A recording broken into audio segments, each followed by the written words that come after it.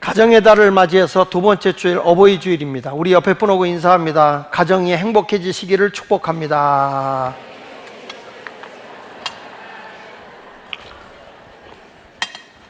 지난 주일은 어린이 주일로 우리가 예배도 드리고 지역의 어린이들을 위해서 큰 행사를 잘 주일날 치렀습니다.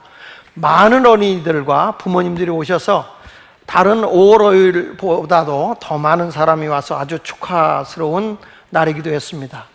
자, 오늘은 우리가 부모 공경에 대한 말씀입니다. 설교를 해도 끝없이 할 수 있는 설교가 부모 공경이 아닐까 하는 생각을 하게 되고, 또 부모님을 생각하며 가슴 저리도록 다가오는 메시지가 아닐까 생각을 해봅니다. 오늘 그래서 저는 부모 공경에 대한 말씀을 증거합니다. 부모 공경이라는 말은 공손히 높이어 섬긴다는 의미를 가지고 있습니다. 다시 말하면 예의 바른 태도로 받들어 모신다는 뜻입니다. 한번 따라해 봅시다. 예의 바른 태도로 받들어 모심. 이게 공경입니다. 원문에서 보면 키베드라는 말로 공경이라는 단어를 썼는데, 이 키베드라는 뜻은 존경하다, 가치 있게 여기다, 이런 뜻입니다. 내가 이 정도 컸으니까, 나는 이제 내 스스로 내 모든 일을 할 수 있으니까 부모님은 나에게 있어서 없어도 되는 분이 아니라 없어서는 안 될 아주 가치 있는 존재가 부모라고 말씀을 하고 있는 것이죠. 사람으로 태어나서 나를 낳아 길러주신 부모님의 은혜를 잊지 않고 공경한다는 것은 이 인간에 있어서 가장 귀한 윤리고 어찌 보면 천륜일 수 있습니다. 하나님이 우리에게 내려주신 거절할 수 없는 윤리라는 뜻이죠. 성경 말씀 잠언 23장 25절에 보면 내 부모를 즐겁게 하며 너를 낳은 어미를 기쁘게 하라는 말씀을 하고 있습니다. 부모 공경은 해도 되고 안 해도 되는 것이 아니라 하라는 명령입니다. 성경에 보면 항상 부모 공경에 대해서는 하라입니다. 할 수 있으면 하고, 할 형편이 안 되면 하지 말고, 이게 아니라 부모 공경을 하는데, 너 부모를 아주 즐겁게 하고 너를 낳아주신 어머니가 너를 볼 때마다 기쁨이 되게 하라는 것입니다. 하나님께서 아브라함에게 이삭을 줬을 때 이름을 웃음이라고 이름을 지라고 그랬어요. 그래서 이삭이라고 이름을 줬어요. 자식을 낳아도 기쁨 덩어리를 낳아야지 골치 덩어리를 낳으면 안 돼. 여러분, 행복한 즐거움을 줄 수 있는 자녀라고 한다면 부모님은 그보다 큰 효도가 어디 있겠어요? 성경의 디모데전서 5장 4절에도 보니까 어떤 과부에게 자녀나 손자들이 있거든 그들로 먼저 자기 집에서 효를 행하여 부모에게 보답하기를 배우게 하라. 이것이 하나님 앞에 받으실 만한 것이다 라고 말했어요. 여러분, 여기 홀로 된 어머니를 우리가 모시고 있다고 한다면 그들에게 제일 먼저 가르쳐 줘야 될 게 뭐냐? 먼저 자기 집에 효를 행하게 해서 부모에게 보답하기를 배우게 하라는 것입니다. 이것이 하나님 앞에 받으실 만한 것이다. 어찌 보면 우리가 하나님께 예배드리는 산 제물이 될 수 있는 게 뭐냐? 부모 공경이다 이거예요. 교회 와서는 열심히 예배를 드리고 신앙생활 잘한다고 찬양도 하고 기뻐하며 우렁차게 하나님 앞에 아멘도 하고 할렐루야도 할 수 있지만, 부모나 자기 가족을 돌보지 못하는 사람은 그것은 믿음도 아니고 어찌 보면 가식적이고 불신자보다도 더 악한 거예요. 디모데전서 5장 8절엔 이렇게 말합니다. 누구든지 자기 친족, 특히 자기 가족을 돌보지 아니하면 믿음을 배반한 자요 불신자보다도 더 악한 자라고 말하고 있어요. 교회 와서 신앙생활 잘한다고 하는 사람이 부모 공경할 줄 모르면 그것은 믿음을 저버리는 거예요. 믿지 않는 사람보다도 더 사악한 행위라는 것입니다. 돌아가신 뒤에 울고불고 하는 게 아니에요. 제가 마지막에 얘기하겠지만 여러분, 돌아가신 뒤에 부모 앞에 불효자는 없어요. 다 효자야. 돌아가신 데 보면, 제사 지낼 때 보면 다 효자야. 왜냐하면 돌아가신 뒤에는 부모님하고 감정으로 상할 게 없거든. 그러니까 다 옛날에 좋았던 것만 생각하는 거예요. 그러나 기독교는 살아계실 때 부모 공경을 잘하라는 거예요. 돌아가신 뒤에 아무리 제사상 상다리가 부러지게 차려놔도 지들이 먹고 끝나더라. 살아계실 때 잘해드리는 것, 그게 부모 공경인 것입니다. 사도 바울은 말세에 말하는 것이 뭐냐 하면, 말세는 자기를 사랑하고 돈을 사랑하고 자기를 자랑하고 교만하고 비방하다가 결국에는 부모를 거역하게 되고 감사도 잃어버리고 거룩하게 살지도 않는다는 거예요. 말세의 증거가 뭐냐 그랬더니 그 가운데 꼭 하나 들어가는 게 부모를 거역한다는 거예요. 우리 교회는 사는 게 아무래도 이 지역이 척박한 곳에 우리가 살다 보니까 부부가 달라붙어서 열심히 일을 하다 보면 자녀들을 방치하고 자녀들을 돌보지 못하는 경우가 참 많이 있지요. 누구보다도 가슴 아프고 애리고 아이들이 이렇게 방치되다시피 해서 놓아서 키우는 걸 보면 아이들이 굉장히 힘들게 살아가는 걸, 또 힘들게 자라는 걸 제가 보게 됩니다. 그래서 어떻게 하면 우리 아이들에게 좋은 교육, 어떻게 하면 교회가 좀 더 아이들에게 사랑을 가지고 돌봐줄 수 있을까 하는 생각을 하게 되는데, 아이들은 그런 부모님의 심정을 잘 이해하지 못하잖아요. 그래서 아이들이 부모에게 대항하고 거역하는 일이 참 많습니다. 로마서 1장 30절에도 마지막 때가 되면 부모를 거역하게 된다는 것입니다. 성경에서는 부모를 공경하면 땅에서 잘 되지만 부모를 거역하게 되면 단명하게 되고 세상에서 잘 안 된다고 그랬잖아요. 그 대표적인 사람이 다윗의 아들 압살롬이에요. 이름도 좀 잘 줘놓지. 압살롬, 압살할롬 이런 뜻 같기도 해. 이름도 잘 줘야지. 그 압살롬이라고 하는 사람, 이 사람이 아버지를 해하겠다고 구테타를 일으켜서 아버지의 왕직을 뺏어버리지 않습니까? 근데 결국에는 다윗 왕의 신복에 의해서 압살롬이 단명하고 죽어요. 지금까지도 압살롬을 칭찬하는 사람은 없어요. 왜냐? 부모를 거역하고 못된 짓을 많이 했다 그래서 이 사람에 대해서 다 손가락질 하는 것입니다. 반면에 요셉이라고 하는 사람은 야곱을 잘 모시고 돌아가신 뒤에도 유고를 고향에다 모시고, 그리고 배가 다른 형제들이지만 아버지의 뜻을 받들어서 형제들과 조카들까지도 다 돌봐줬던 사람이 요셉이거든요. 창세기 47장 12절에 보면 또 그의 아버지와 그 형들과 그의 아버지의 온 집에 그 식구를 따라 먹을 것을 주어 봉양하였더라 그랬어요. 자기 가족, 친족, 연관되어 있는 모든 식구들까지도 요셉은 잘 봉양한 사람입니다. 아버지가 돌아가실 때 유언이 뭐냐면, 나는 애굽 땅에 묻지 말고 내 고향 땅에 묻어달라고 했을 때 요셉은 아버지가 돌아가신 뒤에 왕에게 부탁을 해서 요셉을 그 고향 땅에 가서 모시고 오지 않습니까? 유고를. 요셉은 돌아가신 뒤에도 부모를 잘 뜻을 받들었어요. 살아계실 때도 부모 형제들에게 잘했습니다. 그래서 요셉은 어디다 내놔도 지금까지도 칭찬받는 사람, 존경받는 사람이 되는 것이죠. 창세기 47장 30절에 보면 내가 조상들과 함께 눕거든 너는 나를 애굽에서 내어다가 조상의 묘지에 장사하라. 요셉이 이르되 내가 아버지의 말씀대로 행하리이다. 이렇게 자기가 순종하겠다고 하는 약속도 하잖아요. 저는 여기서 우리가 배우게 되는 게 뭐냐면, 부모 공경이라는 게 뭐냐 할 때 첫째가 순종하는 것이 공경이에요. 따라합시다. 부모 공경은 순종합니다.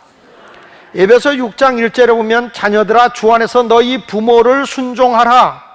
이것이 옳으니라. 인륜이 뭐냐? 내 부모에게 순종하는 것이다. 윗사람의 말이나 의견을 순순히 따르는 것, 이게 순종이라고요. 윗사람이 말을 하거나 어떤 의견을 하면 순순히 따라줄 수 있는 것. 부모님이 나보다 조금 지식적으로 떨어지거나 몸이 허약해도 부모님이 어떤 말씀을 하면 왜 내가 그걸 해요? 라고 대항하는 게 아니라, 예, 제가 해볼게요. 그게 아닌 줄 알면서도 부모의 말에 일단은 예 하고 순종할 줄 알아야 된다는 거예요. 이게 효예요. 이게 부모를 공경하는 거예요. 왜 자꾸 그걸 저한테 시켜요? 라고 반항하는 게 아니에요. 그래서 이 순종이라는 단어 속에는 정신적인 의미를 담고 있어요. 내가 항상 머릿속에 부모의 말에는 순종하겠다. 저도 그런 사람을 보게 돼요. 어떤 일을 시키면 예, 제가 해보겠습니다. 자기 마음에는 들지 않지만 일단 예, 해보겠습니다 하는 사람이 있는가 하면 아, 그거 되지도 않는 일을 왜 해요? 이렇게 하고 윗사람에게 아주 탁탁 반항하는 사람도 있잖아요. 우리 교회는 그런 사람 아무도 없기 때문에 제가 얘기하는 거예요. 사람이 혈기왕성할 때는 부모님에게 반항하고 부모님에게 흥분하는 경우도 참 많이 있습니다. 그러나 우리가 알아야 되는 것은 부모님은 언제나 자식에게 좋은 거 주기를 좋아하죠. 성경 말씀 마태복음 7장 9절로 10절에 보면 너희 중에 누가 아들이 떡을 달라 하는데 돌을 주며 생선을 달라 하는데 뱀을 줄 사람이 있겠느냐 이렇게 말하잖아요. 너희가 아무리 악한 자라도 자식에게는 좋은 걸 줄 줄 알거든 하물며 하늘에 계신 너희 하나님 아버지께서 좋은 것을 주시지 않겠느냐. 이 비유로 말씀하실 때 육의 부모도 자식에게 좋은 거 주기를 원한다는 거예요. 부모님은 있으면 좋은 거 자꾸 주고 싶어요. 자식이 다 잘 되기를 바라기 때문에 그런 거죠. 자기는 못 먹어도 자식에겐 좋은 거 먹이고 싶어 하는 거예요. 저희 집이 가난하고 어렵게 살 때였어요. 좀 지금도 기억이 납니다. 먹을 양식이 없으니까 밥을 적게 하잖아요. 근데 희한한 건 밥을 적게 하는 날은 꼭 자식들이 밥을 더 달라고 그래요. 그래서 옛날에 새 중에 제일 무서운 새가 먹새라는 거예요. 양식은 없는데 자꾸 더 줘, 더 줘. 그런데 우리도 배가 고프니까 밥 더 줘 그래요. 어머니는 어머니가 드시려고 남겨놨던 거 그거를 갖다 줘. 어머니가 밥상에 오질 않아요. 저희 할머니가 야, 그 숭늉 한 그릇 떠 갖고 와라. 떠가서 가니까 어머니가 부엌에서 뭘 이렇게 휘져서 드시고 계세요. 뭘 막 휘져요. 내가 들어가니까 얼른 마셔요. 뭔가 봤더니 집에 문풍지를 발라내라고 풀을 쏟던 것, 그 풀 남은 거를 뜨거운 물을 부어서 휘져서 마시고 계셨던 거예요. 저는 그게 뭔지 몰랐어요. 뒤늦게 보니까 자식들에게 먹을 걸 다 주고 먹을 게 없으니까 풀떼기를 물에 말아서 드셨던 어머니예요. 자식들에게는 따뜻한 밥 먹이고 싶어 하고, 자식들이 없으면 어머니가 먹으려 했던 누룽지라도 먹이고, 당신은 풀떼기라도 먹고, 어느 때는 먹을 게 없으면 피라고 하는 쓴 벼에서 자라는 잡초 있잖아요. 그걸 갖다 쓴 거를 마시면서도 자식에게 좋은 것을 먹이려고 하는 것이 부모님이죠. 그래서 이런 말이 있습니다. 어릴 때는 부모가 인생의 전부이고 20대에 가서는 결혼하면 부부가 전부고 30대에 가서는 하는 일이 전부고 40대 가서는 자녀가 전부이고 50대에 가서야 부모가 하는 말이 전부 옳았다라고 생각한다는 거예요.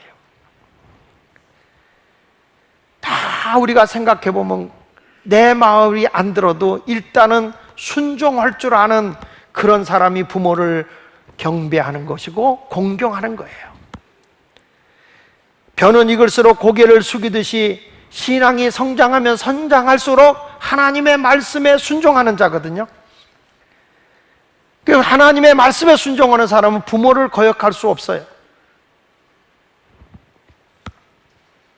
부모님 가운데 보면 아버지를 엄마형 아버지가 있죠. 집안 살림 다 아버지가 집안일을 엄마 역할을 아버지가 다 하는 사람을 엄마형 아버지라고 그러고, 어떤 사람은 지갑형 아버지가 있다고 그래요. 우리 아버지는 돈만 다 갖다 주면 끝이야. 지갑형 아버지. 그리고 방관자형 아버지. 아버지 권위만 주장하지 자녀에 대해서 관심이 없어요. 이게 바로 방관자형 아버지라는 거예요. 그리고 또 건축가형 아버지가 있다고 그럽니다. 건축가형 아버지는 뭐냐면 내가 그렇게 살았으니 너도 그렇게 살아야 돼. 아버지가 고생했으니까 너도 고생해라. 이런 부모가 있어요. 나야 환경이 그랬으니까 그렇다고 치지만 자녀가 잘 되기를 바라요. 건축가형 아버지가 돼서는 안 되거든요. 복사가 돼서는 안 되잖아요. 아이들한테 일부러 좋은 걸 안 먹여요. 야, 나는 내 나이 때 먹을 게 없었어. 끼니도 없어가지고 말이야 고생했어. 이런다고요. 그러면 아이들이 그걸 모르니까 쌀이 없으면 밥 먹을 게 없으면 라면 드시지요. 그래요. 여러분, 우리나라 라면이요, 제일 먼저 나온 라면의 이름이 뭐죠? 삼양라면이에요. 그게 1963년도에 나왔어요. 1963년도 제일 처음에 나온 거예요. 그 전에는 없었다? 젊은이들아, 라면이 없었어요. 그런데 그걸 어떻게 먹니? 그렇게 어려웠어요. 요즘 아이들이 그래요. 아유, 그러면 라면이 없으면 사발면이라도 드시죠. 사발면이 많잖아요, 여러분. 사발면은요, 1973년도에 나왔어. 1973년도부터 사발면이 나왔는데, 뭐 성경 구절도 아닌데 이거 외우느라고 내가 고생 많이 했어. 삼양라면은 1962년도에 나왔고, 봉지라면은, 컵라면은 73년도에 나왔다고요. 그 전에는 먹을 것도 없었죠.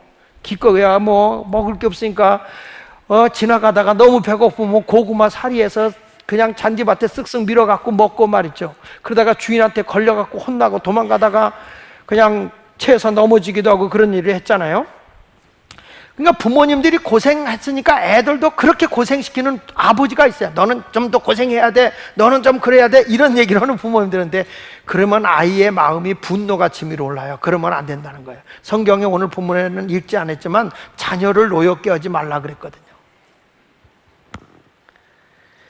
그런데 농부형 아버지가 있어요. 그냥 자녀가 잘 자도록 거름도 주고 물도 뿌려주고 잡초도 제거하고 벌레도 잡아주는 거죠. 아이가 잘못되지 않도록 사랑으로 잘 돌봐주는 부모님이 계세요. 나는 우리 모든 성도들이 농부형 부모님 같이 됐으면 좋겠어요. 그리고 자녀들은 부모의 말에 순종하는 그런 모습이 있었으면 좋겠습니다. 여러분, 부모님이 얼마나 자녀를 위해서 희생하고 좋은 거 주려고 하느냐면, 이런 이야기가 있어요. 한 심리학자가 원숭이 가족을, 새끼 2마리를 하는 원숭이 가족에 이제 원숭이 아비, 엄마, 새끼 2마리를 이렇게 가둬놓고요, 밑에다가 이제 쇠를 깔아놓고 시험을 했답니다. 시험을 했는데 이게 불을 떼니까 밑에가 뜨거워질 거 아니에요? 발 대지 못할 정도로 뜨겁게 만들었더니 이 수컷 아버지 원숭이는 새끼 등을 밟고 올라가더래요. 아버지 원숭이는. 그런데 엄마 원숭이는 들어 눕더니 아이 새끼를 2마리를 배후에다 올려놓더라는 거예요. 그러니 뭐 아버지들이 할 말이 있어요.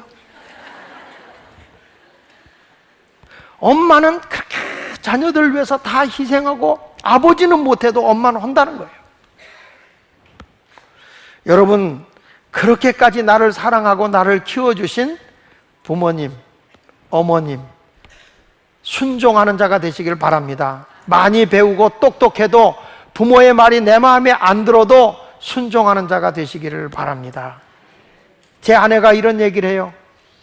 시부모님 모시고 살 때 자꾸 아버님, 어머님이 약을 많이 들여서 자기는 얼마나 더 사시겠다고 저렇게 약을 많이 드시는가 하고, 제 아내가 늘 우리 아버지, 어머니에게 뭐라고 그랬대요. 저한테는 직접 얘기 않지만 그냥 속으로 그랬다는 거예요. 근데 제 아내가 나이가 들고 나서 보니까 싱크대 옆에 말이야, 약이 엄청 많아. 그러니까 제 아내가 그 약을 먹을 때마다 회개한다는 거예요. 왜냐? 나이가 들고 보니까 아픈 데가 여기저기가 많으니까 약을 안 먹을 수가 없더라는 거예요. 근데 우리 어머니 아버지가 아프셔서 약을 드시는 거를 좀 더 살겠다고 저렇게 발버둥을 칠 필요가 있을까라고 그거에 대해서 못마땅해 했던 걸 자기는 지금 회개한다고. 그래서 나는 더 회개하라고 아침에 일어나면 아프다면 약 갖다 집어넣어요. 부모의 말씀에 순종할 줄 아는 여러분이 되시기를 바랍니다.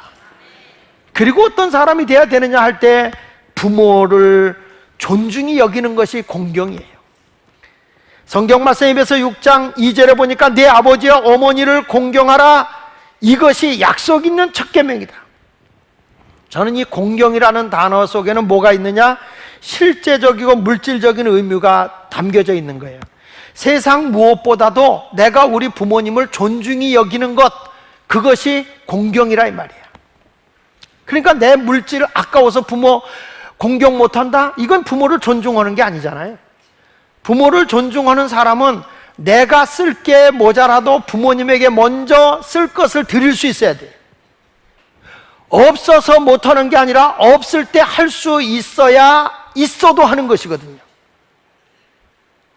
부모님의 여유가 있어도 자식의 도리는 부모님에게 용돈을 드릴 수 있어야 돼요. 나중에 부모님에게 더 많이 받아갈지라도 말입니다.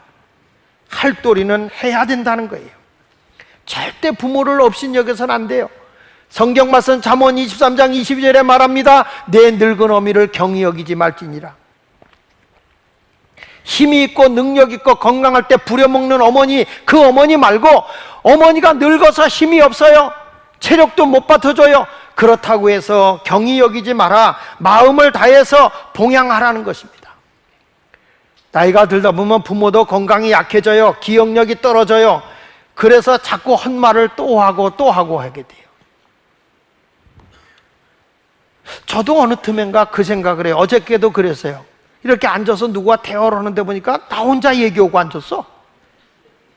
그래서 내가 그분들 보내놓고 나서 얼마나 가슴이 허무하고 허한지, 내가 늙은 징조가 나타나는가 보다. 왜 이렇게 말이 많아졌냐? 들어야 되는데 말이 많아진다고. 여러분, 부모님이 나이가 들고 나면요, 기억이 안 나요. 헛얘기 또 하고 또 하고 해요. 밥 먹고도 안 먹었다고 하는 게 기억이 안 나서 그러는 거지 거짓말이 아니에요. 저도 개척할 당시 할머니 한 분이 꼭 교회 나오는데 꼭 미리 와가지고 내 방에 들어와요. 들어와가지고는 어저께 물어본 거 또 물어보고, 그저께 물어본 거 또 물어보고, 그 얘기를 다 했는데 계속 물어보는 거예요. 그래서 나이가 들은 증거가, 첫째가 머리가 휘어지는 거고, 두 번째가 뭐냐면 기억력이 없는 거고, 세 번째는 헛말 또 하고 헛말 또 하는 거예요. 어쩔 수 없어요. 그러니까 택시 타고 시청 갑시다 그러다가 기사 양반이 네 잘 모시겠습니다. 한참 가다 기억이 안 나. 기사 양반 나 아까 탈 때 어디 간다 그러고 탔어. 그러니까 택시 기사가 뒤돌아보고 놀라면서 언제 타셨어요? 그러더니. 왜 그러냐면 택시 기사도 나이가 들어서 기억이 안 나. 뭐 웃지만 여러분 안 그래요? 저도 설교 원고 많이 적어놓지만 설교 끝나고 나면 40% 빼먹었어. 그런데도 설교는 더 길어져요. 왜냐하면 말이 그만큼 느려진 거니까. 그래도 여러분들 젊은 사람들이 어르신들을 공경할 줄 알아야 돼요. 우리 교회도 그걸 공경할 줄 알아야 되는 거예요. 존중히 여길 수 있기를 바랍니다. 저기 그 인천에 가면 인천 순복음교회 최성규 목사님, 원로 목사님이 계세요. 그분이 강화도에다가 효대학을 세웠어요. 근데 그 마을은 이제 예수 마을이라고 이름을 붙여놨죠. 근데 그 효대학을 세운 이유가 있다고 자기가 얘기를 해요. 그게 뭐냐면 삼풍백화점이 무너졌을 때 살아나온 자녀들을 쭉 봤다는 거예요. 그 살아나온 자녀들을 만나고 찾아가서 위로로 가보니까 예수 잘 믿고 기도 많이 하고 하나님 앞에 충성되고 한 사람들이 다 살아나온 게 아니더라는 거예요. 그 사람들이 다 그 사망의 자리에서 나온 사람들이 다 누군가 거의 100%가 부모 공경 잘한 자녀들이 살아나왔더라는 거예요. 야, 부모를 잘 섬기면 땅에서 내가 잘 되고 장수한다. 그 말씀이 자기에게 몸소 느껴서 내가 교회가 해야 할 일이 뭐냐? 효를 가르쳐야 되겠다. 그래서 그분이 세운 게 효대학을 세운 거예요. 여러분, 우리가 부모 공경 잘하는 거는 장수하는 거고요, 땅에서 잘 되는 거예요. 에베소 6장 3절에 말하잖아요. 이로써 내가 잘 되고 땅에서 뭐 하리라? 잘 되리라. 장수하는 거예요.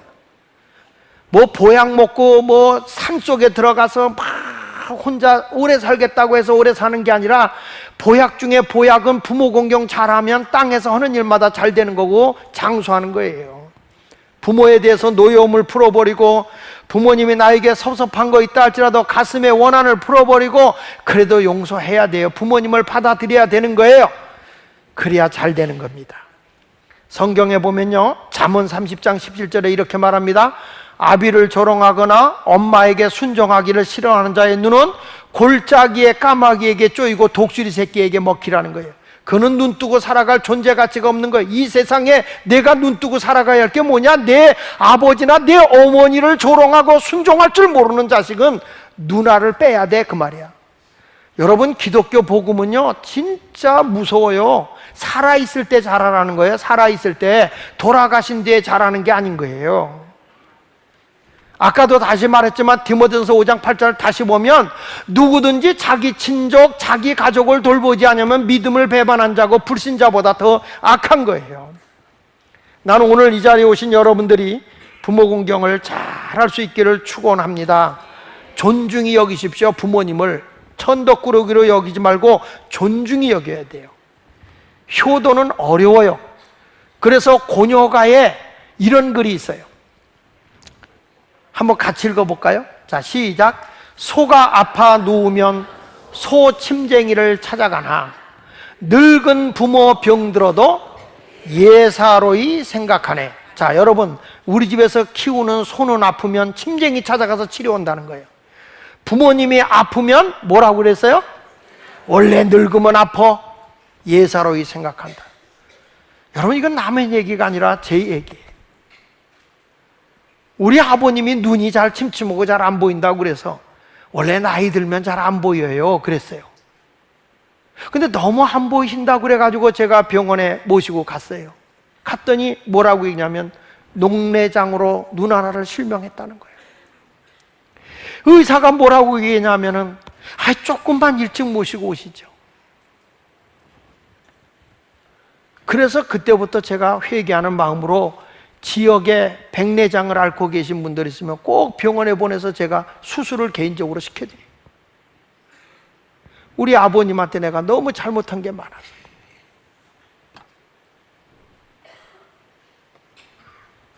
여기 보니까 소가 아파 누우면 소 침쟁이를 찾아가고 늙은 부모 병들어도 예사로이 생각하네. 다 같이 10 아들을 하나같이 길렀건만 10 형제가 한 부모를 의하여 못 섬기나. 어머니가 아버지가 아파서 요양원에 들어갔어요. 치료비가 많이 나와요. 10 자녀들이 싸웁니다. 부모님은 10 자녀 키울 때 허리가 휘어지도록 그 자녀를 키우며 희생했어요. 하나같이 먹을 것 먹지 않냐며 다 키웠어요. 근데 10 자녀는 한 부모를 못 섬깁니다. 이게 고녀가에 나오는 글이에요. 우리 교회 권사님 한 분이 저한테 와서 눈물을 흘리며 이런 얘기를 했어요. 목사님, 나는요 자식들이 부모 공경하는 것까지는 바라지 않아요. 두 애가 돈 벌러 가서 자기가 애를 키워주고 애를 돌봐주고 있는데 오면 왜 엄마 애가 그렇게 했어요? 왜 그랬어요? 하고 막 면박을 주고 포보대는데 정말 가슴에 비수가 꽂히는 것 같다는 거예요. 막 포보대는데 가슴이 너무 아프다는 거예요. 그렇지만 내가 그 자식을 버리고 나가서 나 혼자 따로 살고 싶지만 저 손주들이 혼자 있을 걸 생각하니까 가슴이 아파서 내가 그 수모를 다 당하면서 그 자리에서 내가 지키고 있어 하면서 눈물을 뚝뚝 흘리는 거예요. 내 가슴이 아니에요. 똑똑한 자식들, 아주 날카롭게 부모에게 비수 꽂히는 말로 매정하게 말을 몰아치는 자녀들 많아.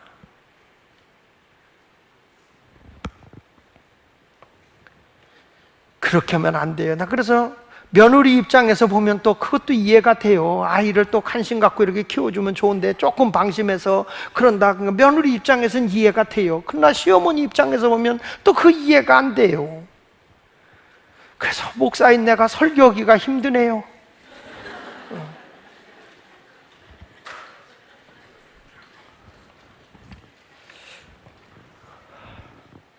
결론을 맺겠습니다.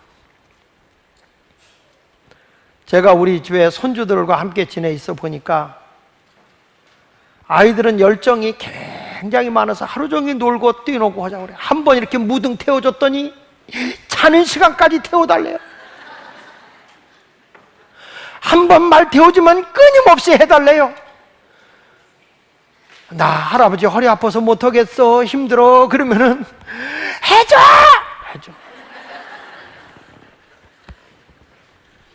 우리 집사람도 아이들 보내고 나면 몸살이 나요. 아이고 끙끙 앓아요. 그러다가 1시간만 지나면 애들이 궁금해서 그렇게 보고 싶어서. 그게 부모의 심정인 것 같아. 내 몸이 으스러져도 사랑하는 자녀들을 사랑하는 것. 사랑하는 여러분, 부모 공경은 꼭 해야 돼요. 여러분 모두 사랑하는 마음 가지고 부모에게 순종하고 존중히 여기는 여러분이 되시기를 축원합니다. 오늘 찬양 노래를 부를 텐데 어머니 마음을 부를 거예요. 찬송이라고 생각하고 3절까지 부르겠습니다. 근데 이 노래를 부를 때마다 교인들이 많이 울어요. 그런데 시부모를 생각하고 우는 며느리들은 없다는 거예요.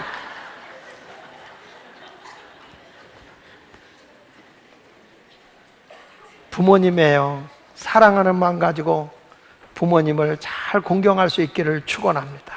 우리 같이 어머니 마음 찬양 부르겠습니다.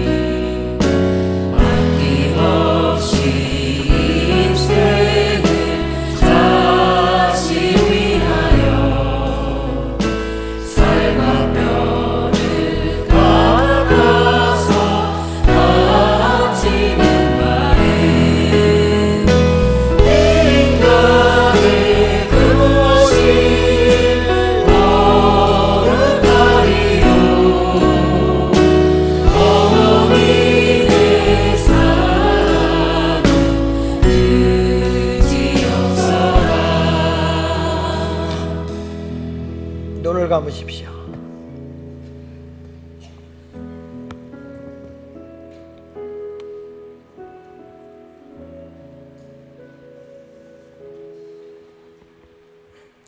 내가 오늘 이 자리에 있는 것은 부모님의 은혜입니다.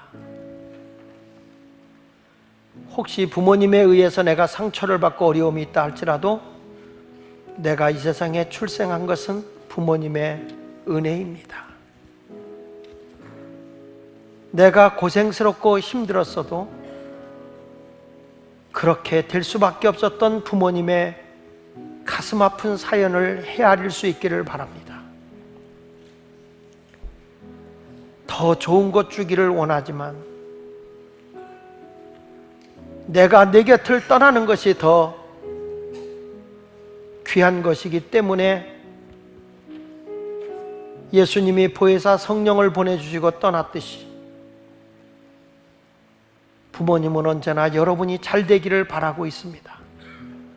가까이서 나를 도와주지 못한다 할지라도 멀찍이서 자녀를 비하하거나 자녀를 욕하는 부모는 없습니다.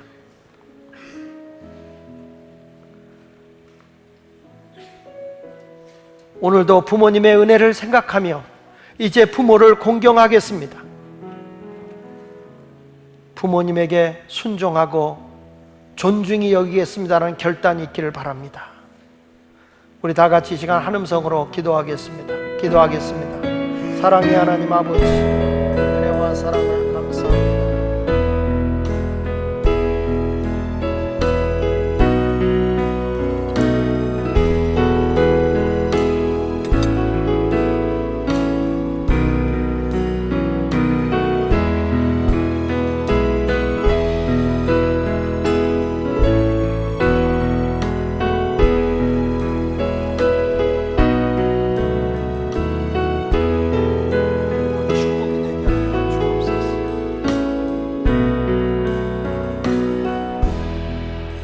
어버이 주일을 맞이해서 하나님 다시 한번 부모님을 생각할 수 있게 해주셔서 감사합니다.